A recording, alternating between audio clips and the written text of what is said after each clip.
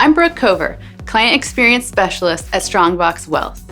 In our next segment with our managing partner, Chuck Cooper, and cybersecurity expert, Jeff Lanza, we raise awareness about securing your personal and financial data by understanding the importance of password protocols, multi-factor authentication, and the role of security software. Take a look. So beyond these bad actors becoming privy to our financial information and then having the ability to open these credit card accounts, what are the long-term consequences of having our information out there? You know, we talked about credit card accounts and getting loans in your name. You're not going to have to pay back those loans. You're not going to have to pay the credit card debt. I mean, if it's fraud, that's going to be forgiven. It's a hassle, though. It's a gigantic hassle working your way through that. Yeah. And it's going to go on your credit report, and trying to get that off your credit report is going to be a hassle. So that's the long-term consequence of something like that, is getting the information taken off. It's not like it's going to cost you a lot of money, except for the time and effort. Now, there's other types of crimes where there's much more long-term consequences. That's if they get access to a bank account and they transfer money out, or maybe they have tricked you into transferring it out based on some premise or some kind of spoofing or social engineering trick. Right. You're not going to get that money back. That is a loss of money. And if too much time passes, generally 24 to 48 hours, and you haven't realized that this is a result of fraud, and that's a long-term consequence, because that money, you'll never, ever get that money back. That's much more serious than just identity theft. So let's go back to some of the preemptive measures we can take. I mean, obviously, it's kind of table stakes to have a strong password. What are your thoughts on these password managers and even having the random ones that there's no way we would even remember our own passwords because they're warehoused within this password manager? But it seems to me that is an additional step that is just a must in today's world. And in addition to that, I noticed something that suggested that an 11-character password is the minimum at which you should put out there, and that should have the upper and lower, and then the symbols and the numbers, et cetera. So any other preemptive measures, and what are your thoughts on these password managers? Passwords are just a pain in the neck, right? And so people try to minimize the inconvenience of passwords by coming up with one password, making it as simple as possible for them to remember, and then using it everywhere. And there's so many mistakes in that approach. First of all, you want to have a strong password, as you mentioned, at least 11 characters, preferably longer than that with complexity. I like to use passphrases. So that helps me come up with something unique for an account. Just as an example, Amazon has free delivery with Prime, right? So it used to be you got something in 2 days, and then you got something in like 1 day after you deliver it. Sometimes you get something the same day, right? I think Amazon's moving towards a new model. It's going to be free delivery yesterday. You're going to get it before you even order it.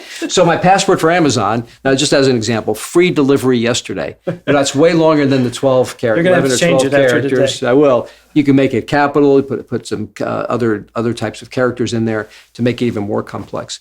But the thing about it is that's unique. I'm only using it for Amazon. Mm-hmm. The danger is if you have a password like, let's just say monkey, which is one of the most common passwords that people use in the United States, which is the weirdest thing, right? One of the 25 most common passwords, monkey. All right, you use monkey for your email account, you use monkey for your bank account, you use monkey for another account. And even if they force you to make it strong, which they probably will, maybe you use that same password again and again. Monkey, 1999, $428. You use that everywhere because that's the only one you want to remember. Right. If someone gets access to your email account because of some trick, then they can use that same password somewhere else. And they can use it for your bank account and your other accounts. So that's called credential stuffing, where they take it in one place, you've got it at your email account, and they put it in a second place. So that's what we want to avoid. So you need a strong password or passphrase, and then make them unique for each account. Now, with regard to password managers, there's a lot of good ones out there. We've heard the names LastPass and Keeper and the Dashlane, and they actually they'll create passwords for you that are super strong. You don't even need to know the password, right? They'll create it for you and plug it in wherever you're at. They'll sync between mobile devices and computers, so you never even have to know your password. And so that's a good service. I like that. They make them unique for each account, and they make them super strong. So it protects you against two things: brute force hacking for weak passwords and credential stuffing. Now, people say, well, wait a minute, I don't want to give LastPass all my passwords. I mean, because what happens if they get breached? And they have had a breach, right? supposedly, because they want to protect their reputation, not just LastPass, but others as well, they encrypt all those passphrases that you have on their website. So if someone hacks in, they're not getting access to your individual passwords. Those should be encrypted in a way that criminals can't use that and apply them to accounts to get into those accounts. So the password managers are considered to be reliable. They're considered to be generally secure, but they're better than us just trying to store them ourselves by remembering them, writing them down, and putting them in unsafe places, and then are using the same one for each. We've become accustomed to this multi-factor authentication, and I, for one, think that it kind of seemingly relieves this notion that you can let your guard down a little bit. But there are problems with multi-factor authentication as well. It's not foolproof. Can you speak to that a little bit? First of all, multi-factor authentication, for people that don't know or don't use it, is where you log into an account with your username and password, but then it requires you to put in another factor, and that usually is a code that comes to your phone. And only you have the phone. The criminals could be 6 miles away or 6,000 miles away. They don't have the phone. They can't log in. So that's generally a good way. The best we have, the extra tool to keep those criminals out of our accounts, even if they have your password. They can't get in. So it's like locking the door handle on your doorknob, but also the deadbolt, right? You have 2 factors of security. So they are finding ways around that. And what are those ways that they find around it? Well, they will get your username and password in different ways. And then they'll identify you, and they'll then call you up on your phone because they've got your cell phone number as well. And they'll act like they're with that company.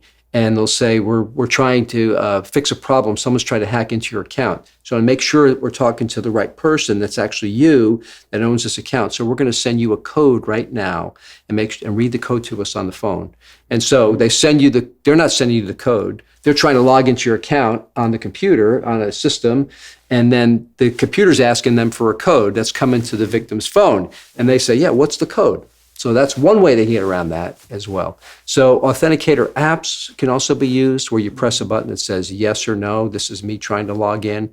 You have several versions of those that helps you get around someone trying to ask you for the code. Never give someone the code. That code comes to you individually.